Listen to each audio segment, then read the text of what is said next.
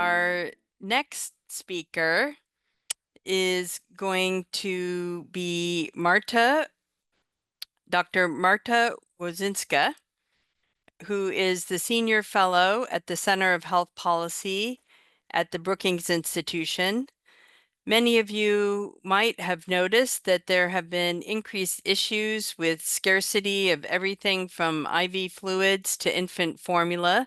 Some of that might be related to the pandemic, supply chain issues. Some of that might be financial incentives not lining up with the needs of patients in a for-profit medical arena. Some of it might be trade policies. I'm not sure, but we have an expert who's here to illuminate us on why we're experiencing this stuff that I, as a clinician, never experienced before in caring for my patients.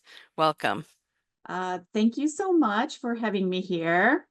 So let me share my slides.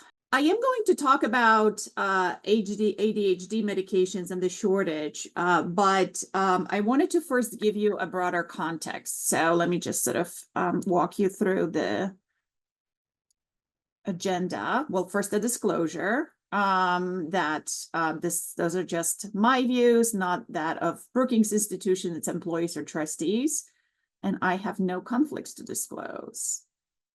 So what I will spend probably most of my time discussing is a general framework of why we see drug shortages.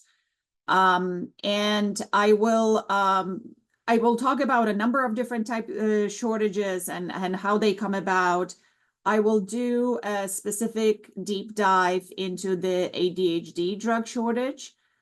It's a very unique drug shortage in that what is driving it, or rather what is preventing it from being resolved, is very different than what we're seeing in other shortages. I will also touch on compounding a little bit. One reason is that compounding can be a way to resolve some drug shortages, probably less so for ADHD medications.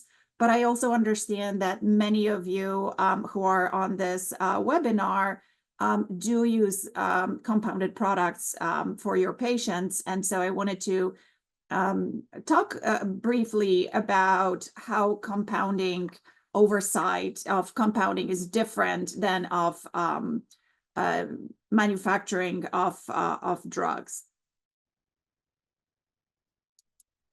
Okay, so let's talk about a big picture of how drug shortages come about. Shortages happen when there is either a supply shock or a demand shock, and then simply the supply chains cannot absorb it. It's as simple as that. So what kinds of shocks are we talking about? Again, it could be demand shocks or supply shocks. A major demand shock that we're all familiar with was COVID-19. The COVID-19 caused demand to skyrocket for masks, for ventilator drugs, for all sorts of protective equipment. And then later on for vaccines, there was clearly a shortage of vaccines. So a good example of a demand shortage. Another one is actually GLP-1s. This is not really an increase in prevalence of a condition, but more sort of discovering a different use for the drug for an existing condition. The government prepares for what are called CBRN threats. Those are the chemical, biological, radiological, and nuclear threats. So that is something that the government anticipates that we might, in a case of attack, there's a part of the federal government that specifically prepares for those, and the national stockpile is actually meant to help alleviate potential shortages in the case of a demand spike. And then also another thing that you see is that shortages will frequently travel from one to another. So if you have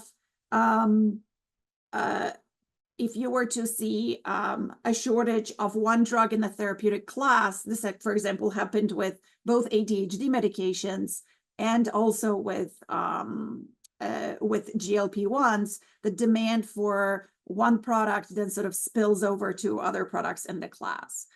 ADHD drugs actually fit in this category. There has been, and I'll talk a little bit about this more later, there has been an increase in the number of patients prescribed these drugs, and simply the markets have not been able to adjust to this increase in demand, and I'll explain why. We also have supply side shocks. Manufacturing quality is a common one, and I'll show you some statistics on it soon.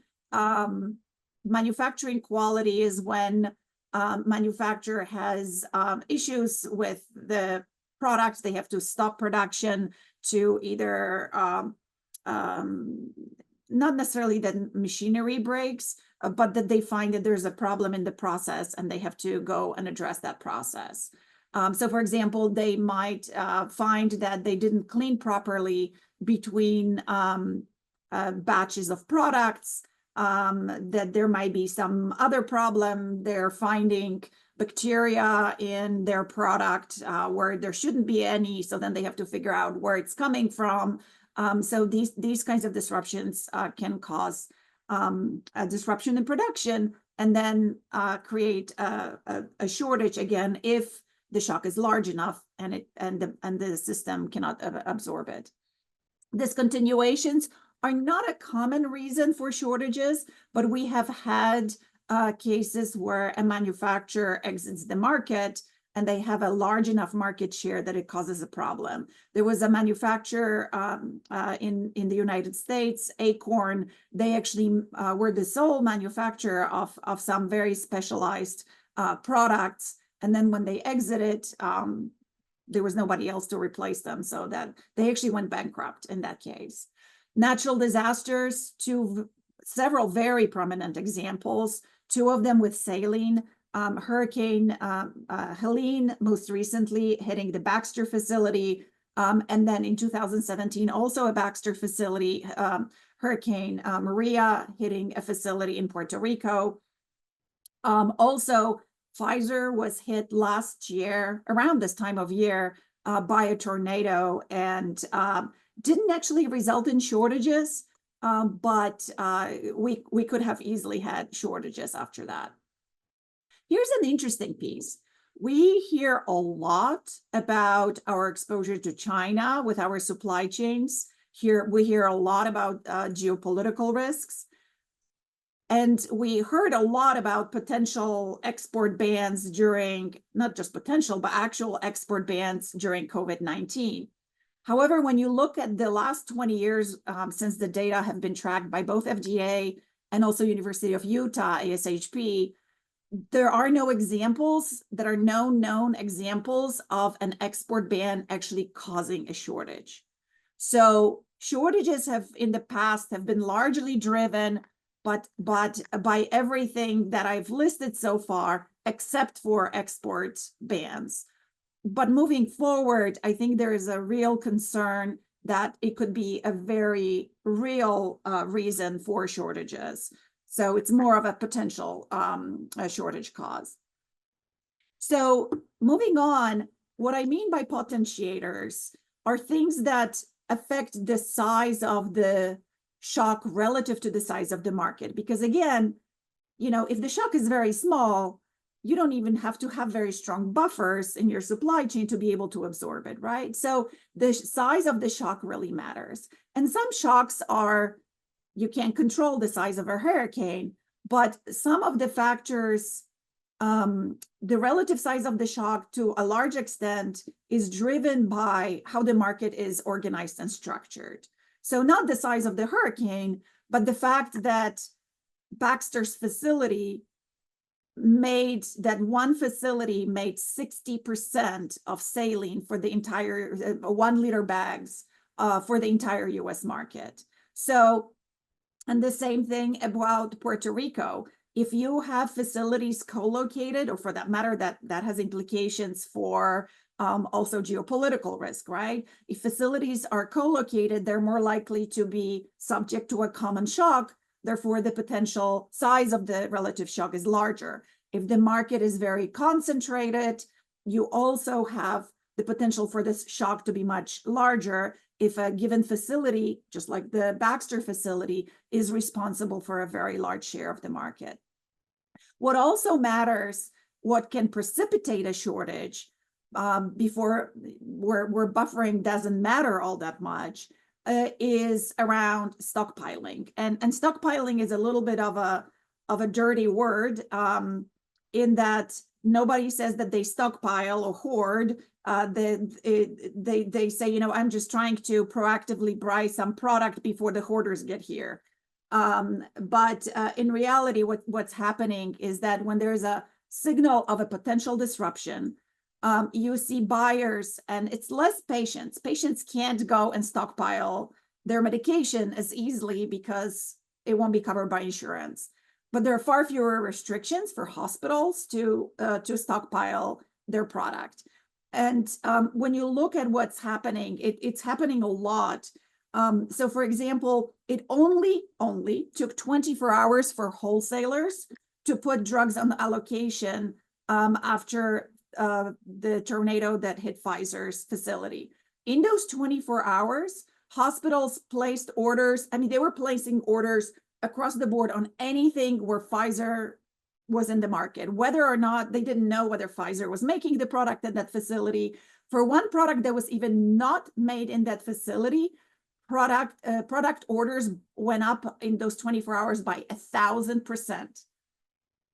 What we also have seen, and I've actually seen data from when the carboplatin and cisplatin shortage happened in 23, is that hospitals, large hospital systems in particular, which are much more sophisticated, they have buyers that are committed to this, to monitoring supply chains.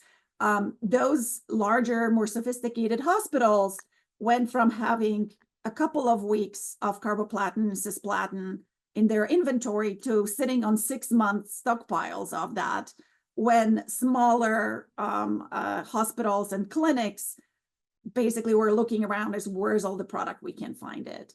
So this kind of stockpiling or panic buying can really exacerbate the shortage. It puts so much more pressure on manufacturers and wholesalers to basically prevent this from happening, so that the shortage is not precipitated as much, and so that there's actually also more equitable distribution of products in the market. So the last piece is, so we have a shock, let's say 20% of production, 50% of production disappears. The question is, what happens next? Do we have excess capacity? Well, actually, maybe I should start with inventory practices. To what extent do we have buffer inventory for the products? Typically, we don't have much. Typically, hospitals and pharmacies and whatnot, it's very much just in time. Not much inventory is being carried. Manufacturers don't necessarily have excess capacity for them to be able to ramp up their production, especially when it comes to generic manufacturers, because their margins are so low that having high utilization of their facilities is really, really important. So there's not much access capacity. Even if you had access capacity, they are frequently limited in their ability to flip from one product to another. So you cannot make a cytotoxic drug on a line that doesn't make cytotoxic products. You cannot actually, to make antibiotics, you frequently, like penicillin, you actually have to have a separate building. It's not just a matter of switching from one product to another. If you want to make 250 milliliter saline, you have to have a line that will make 250 milliliter saline. Your line might not be able to make 1 liter bags because your machinery does not make 1 liter bags. So there's potentially, even if you have excess capacity, the ability to pivot from one product to another can be very limited. And it's particularly true for a lot of the sterile injectable products. the fungibility is much greater for oral dose generics. The buffers on the coordination systems and allocation systems, I would describe less that it helps you prevent a shortage or come back from a shortage faster. This is more about minimizing the harm in the system. So, making sure that the product is distributed to patients that needed most, where the product is needed most. If you think about COVID-19, and for example, monoclonal antibodies, it was handled by the state. So the federal government would give it to the states, and then many states actually try to identify ways to figure out what would be sort of the most reasonable way to share the limited monoclonal antibodies across different facilities. Okay, so this is the big picture. Again, if there is a large enough shock relative to the size of the market, and there aren't enough buffers, we end up with a shortage. So one thing that I wanted to sort of flag is that pharmaceutical supply chains are quite complex, and there are many possible nodes that can disrupt them. So, we tend to think of the final product manufacturer as the drug manufacturing, and then distribution, and then the point of care, sort of getting it everywhere. The upstream supply chains are quite complex. So you have the active pharmaceutical ingredient, which, by the way, can have multiple inputs made by yet other manufacturers.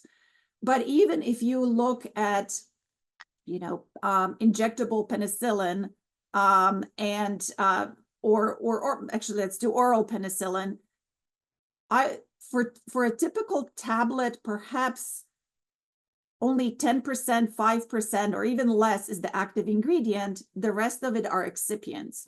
And those excipients are inactive in that they don't have a therapeutic effect, but they're incredibly important in making sure that the product behaves as intended, that it dissolves, that it's stable, that it dissolves at a particular rate, that actually some of them just provide bulk. And they're not easy to substitute with each other. And there's between 3 to 10 of them. Each one of them comes from a different manufacturer. Each one of them is then made by a number of other manufacturers, sort of the ingredients come from there. Then you also have packaging, like the vial itself and the caps and whatnot. And I think if there was one lesson learned from COVID is that frequently the lowest margin piece in all these pieces was where actually problems would occur. Something was missing. This one very basic thing would be missing, and then not just one supply chain would falter, but a number of them across the board. This picture is much more relevant actually for thinking about geopolitical risks than current shortages. And let me tell you why. So here's a picture here's some FDA data showing how much, what is sort of driving drug shortages. And the quality issues that I've described are really the primary reason. Now, this is only for a certain number of years, but quality issues always top this list. Here you have unknown, but the other ones, increase in demand, natural disasters, product discontinuations. I don't have here sort of problems with ingredients, upstream ingredients. I don't have it on this list, but those sort of vary over time. We've actually had more shortages driven by increase in demand recently, but usually it's quality issues in the sterile injectable, in the finished dosage market. So let me just tell you. So here's a breakdown. Again, this is from specifically January of 23, but this picture is the sort of the order is consistent over the years. The drugs that are listed by FDA on its drug shortage list tend to be primarily generic sterile injectable drugs, followed by other generics, and then by brands. The brands right now actually are largely GLP-1s, actually. This is actually probably an unusually large number because of GLP-1s. And you can see the kinds of drugs that have been in shortage. And a lot of them are really, really basic things like bacteriostatic water for injection, or morphine, or epinephrine, or calcium gluconate, oxytocin. It's kind of bread and butter for inpatient care. So let me talk a little bit about the geopolitical exposure, and then I want to make sure that I have enough time to jump over to talk about ADHD. Where drugs come from, so most of the drugs that we take, not we pay for, but most of the drugs that we take are generics. We pay for brands, but we take generics. 92% of all the prescriptions in mail and retail pharmacies are for generics. Talking to hospitals, generics probably make up 80% of all the volume dispensed of products, of the number of units dispensed in a hospital. So very heavily generic. So here's a picture of where generics are made. Actually, I think what is surprising for a lot of people is the India part is not surprising for all of those products. I think this is what we know and understand. But a lot of the generic sterile injectables are made in the United States. Something that I think a lot of people don't realize. Also, what is not, might be a surprise to you here, is that China is actually not as big of a player when it comes to finished dosage form products. Frankly, they're actually not even as big of a player in active ingredients, except for certain markets. I actually don't have the data, but I've heard frequently cited that they're a big player with in the antibiotic space. Where China really is very important is going back to really, the very left-hand side on material suppliers, the inputs to API, the key starting materials to excipients, some of the excipients themselves, probably packaging. That's where probably we have a lot of exposure to China. So this is basically the point that I was trying to make. U.S. manufacturing is much more significant with finished dosage drugs, not just for generic sterile injectables, but primarily significantly with brands as well. The more upstream you move, the more foreign production there is. Although on API, while it might seem a lot of it is from Europe, actually, not from a lot of it is from India, but a lot of it is from Europe, probably not most. But as we move up, when I showed you on the very left-hand side, all the excipients and raw materials, we don't know where it comes from, but in talking to people in industry, they say that we have a very strong reliance on China. Okay, so now let's spend a few minutes talking about ADHD. So the quick history, that particular shortage began with Adderall being listed on the FDA drug shortage list in October 2022. That followed a steep increase in prescribing, especially among those aged 22 to 44. Eventually, the shortage spilled over to other ADHD medications. All these drugs are still in shortage more than 2 years later. And the question is why? So what's different about these products than a lot of other products where shortages have lasted for a long time is that these are oral dose products. Oral dose products don't face the kind of production complexities where it's really difficult to shift production from one product to another, where it's really difficult to ramp up production. That is not what's going on here. What is really going on here is that the drug enforcement, that they're Schedule II drugs, and the Drug Enforcement Agency tightly controls how much manufacturers can make. And it happens on two levels. One is that the Drug Enforcement Agency determines what should be the aggregate level of quota for a particular active ingredient. And DEA has not been increasing quota in line with prescribing. DEA then also assigns manufacturers their quota, the specific manufacturers. So they take that number and then they divide it among manufacturers. What they largely consider is historical production rather than things like reliability of their supply chain. So we have had a case where one manufacturer received a large market share of a product, then they had a production disruption, and DEA would not issue quota to anyone else because that would bump into their aggregate quota. So there was a scramble because simply nobody, even if whoever wanted to produce more products, they were not allowed.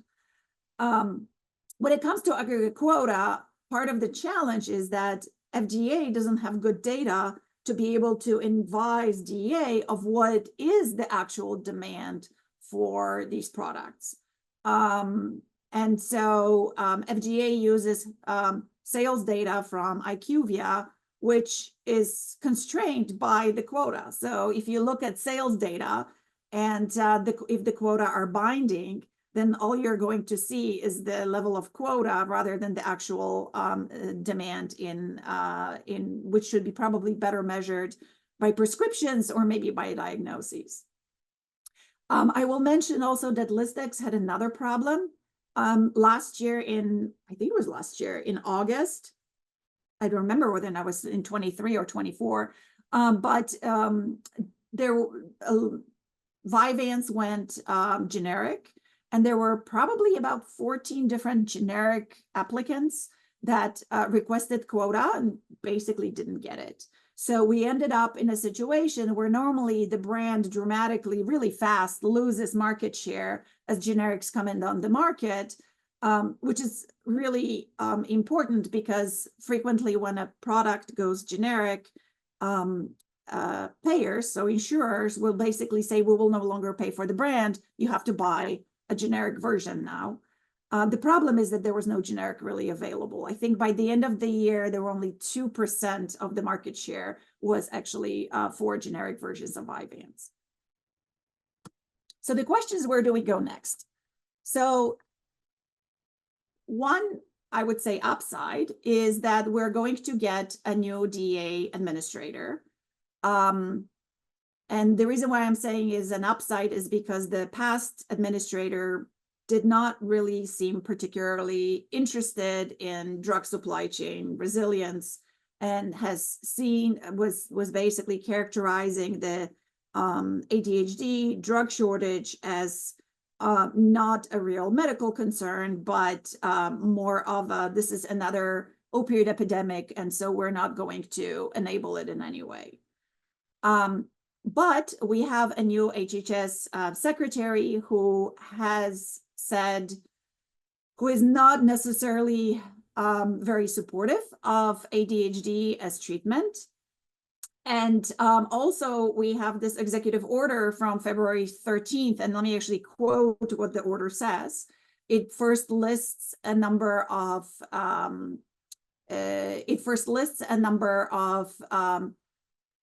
statistics around how Americans are not healthy and how lifespan has been shrinking, and then it says these health burdens have continued to increase alongside the increased prescription of medication. For example, in the case of ADHD, over 3.4 million children are now on medication for the disorder, up from 3.2 million a couple of years ago. And the number of children being diagnosed with this condition continues to rise.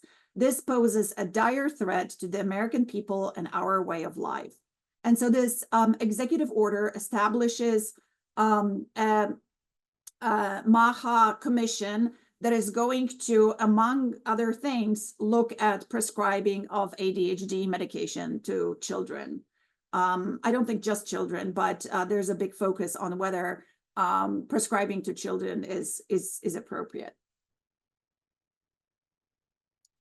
Okay, the last thing that I wanted to briefly touch on, and since we're basically out of time, if this is an area that you're interested, I would recommend you go on the Brookings website and look for my name and look up this, you see the picture there, an explainer on how compounded drugs, how FDA oversees manufacturing, the drug manufacturing of generics and branded drugs, and how this compares to compounded drugs. So I'll probably stop here. There are some really important differences that you might be aware of.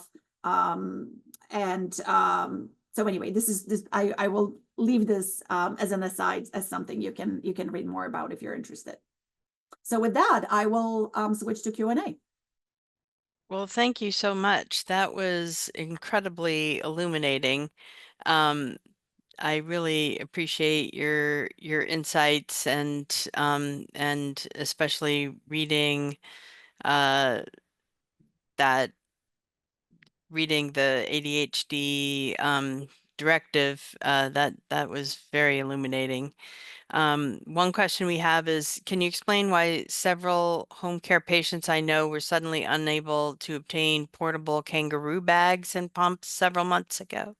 It was especially difficult on patients who could only tolerate 35 cc's an hour of fluid, and the families were told to just use gravity bags. I don't know. This is too much in the weeds. You would have to talk to, where I would refer you to is ASHP website. They track all shortages and they try to the extent that information is available, they will provide information about what is causing a particular shortage. So I would refer you to that resource. The data is compiled by University of Utah, but it's on the ASHP website. But I'm sort of still sort of processing all of the complex pathways for medications to be manufactured.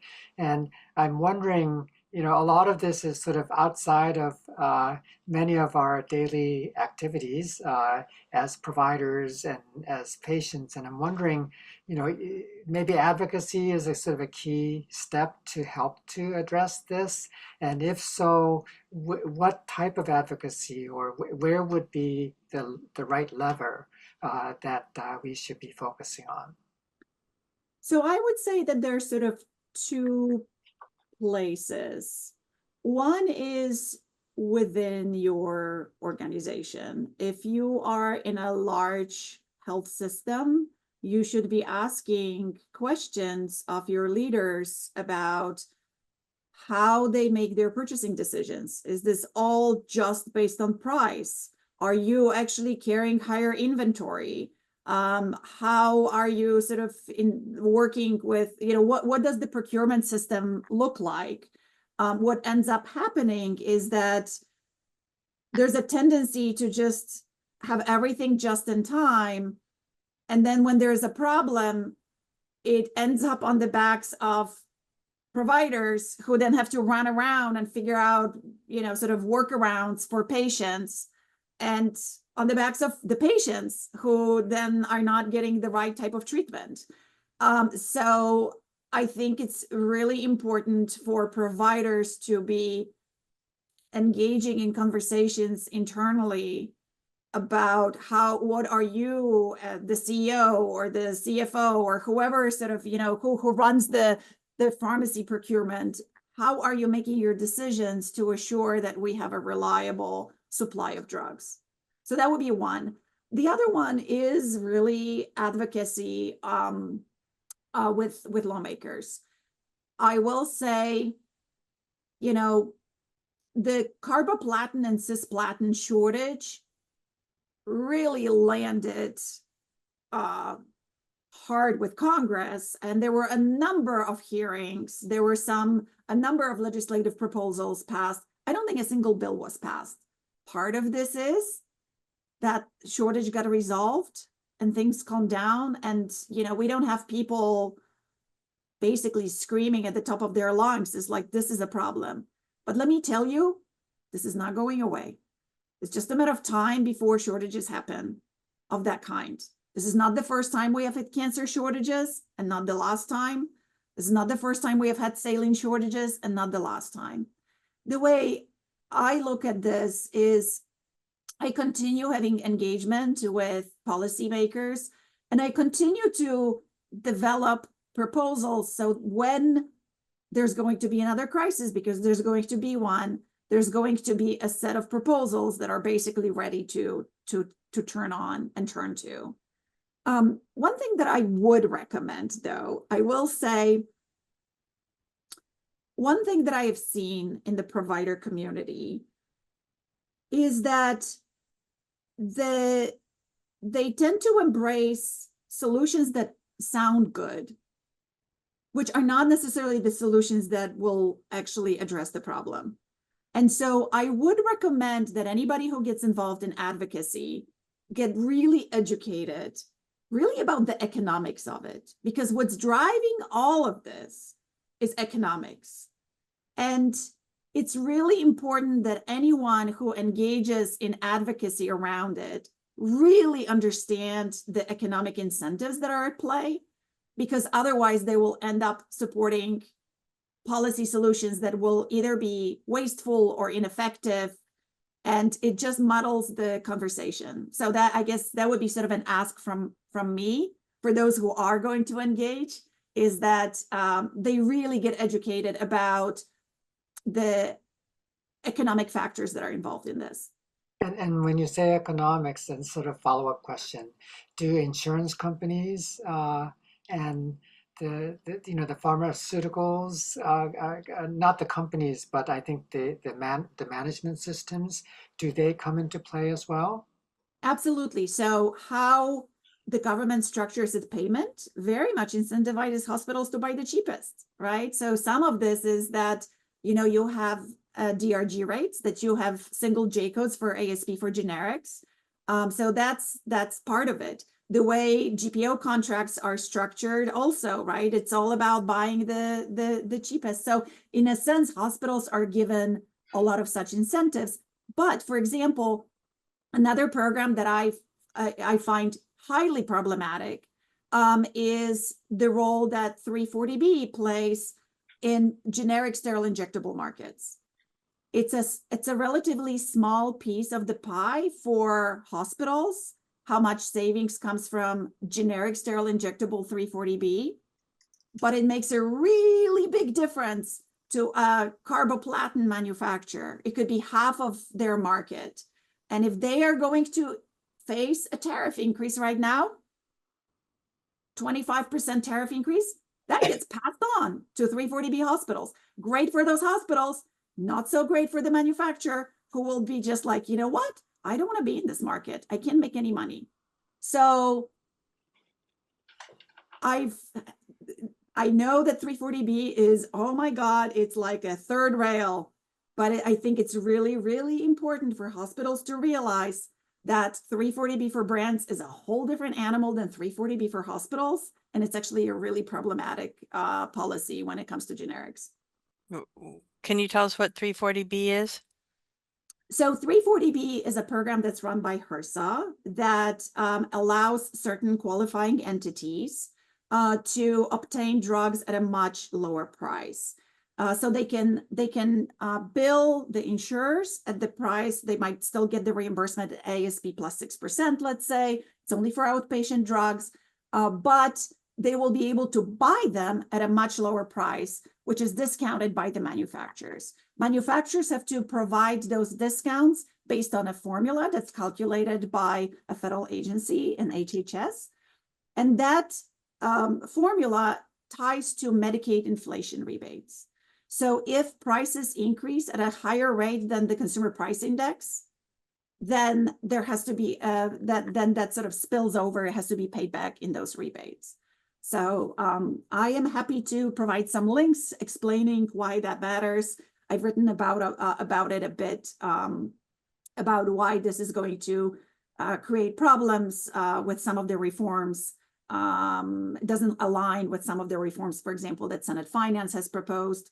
And it will create a lot of problems potentially when it comes to any tariffs were they to move forward. Wow, sounds complicated, but I'm glad that you're working on it. And there is a question from the audience about what is the best case scenario for resolving the ADHD shortage? Get involved in the MAHA Commission.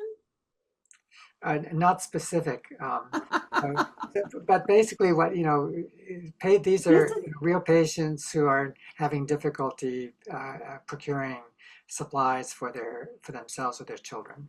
What I would say, this is going to be a policy issue, a big policy issue. I think one is to speak out, but also providing evidence. So if anybody is doing research, doing research papers on the impact that this has, or the importance of the, not only of the medical benefits, but impact on the children's well-being, the fact that it doesn't create harm, creating evidence and putting forward that evidence is going to be really critical. Well, this is very illuminating. What one just final thing is, if we want to be effective advocates, is there an organization that has action alerts so that we can support, or that does know what's effective? Is there some organization or something that has their finger on this that we could? Yeah, so perhaps there is a group called End Drug Shortages Alliance. That might be a good place. It's a group of stakeholders in which GPOs and manufacturers and various health systems participate. So I think perhaps that organization. I'll have to think what other ones there are. I will put in a link. So I am just about to launch a website that organizes all the work that I've done in this space, and I have a lot of work. But you could just simply go on the Brookings website, type in my name. You don't even have to remember my last name, because I think I'm the only Marta. So if you can remember my first name and Brookings, you'll find me, and you'll see all of my papers there. I have a paper that I'm working on explaining the impact that tariffs might have on drug supply chains. So I think that will be a useful paper. I will put in the chat probably sort of the high level explainer and my take on the various policy proposals that have been put forward. I think that will be a good overview for a number of folks. Thank you so much.